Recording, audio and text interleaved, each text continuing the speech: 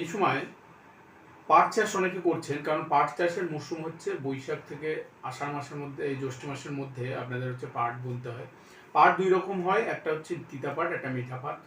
তো পাট হচ্ছে দুইভাবে চাষ করা যায়, একবার হচ্ছে লাইন সুইং করে বা লাইন সারিতে বুনে, আর আরেকটা হচ্ছে আপনার হাতে ছিটিয়ে।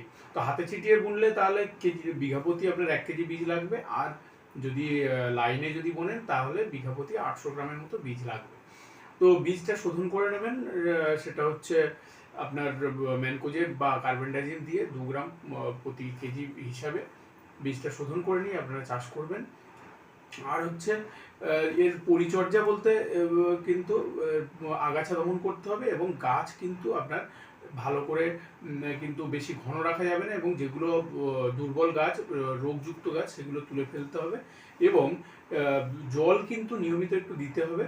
আর পাট চাষে কিন্তু প্রচুর পরিমাণে বৃষ্টিপাত লাগে, গড় বৃষ্টিপাত 150 থেকে 200 সেন্টিমিটারের মতো।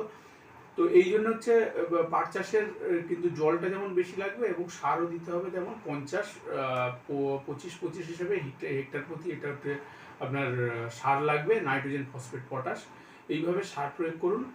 আর হচ্ছে যখন গাছ তিন ভাবেই কিন্তু এর পাট কাটা হয়, একটা হচ্ছে ফুল আসার সময়, আর একটা হচ্ছে ফুল থেকে ফল ধরার সময়, আর একবার হচ্ছে ফল পাকার সময়। তো ফুল থেকে ফল আসার সময় কিন্তু যদি কাটেন তাহলে কিন্তু সেক্ষেত্রে ভালো কোয়ালিটির বা গুণমানের আঁশ পাবেন না। আর যদি ফুল সবে ধরবো হবে এই অবস্থায় যদি গাছটা কাটেন তাহলে উন্নতযুক্ত আঁশ আপনি পাট পাবেন।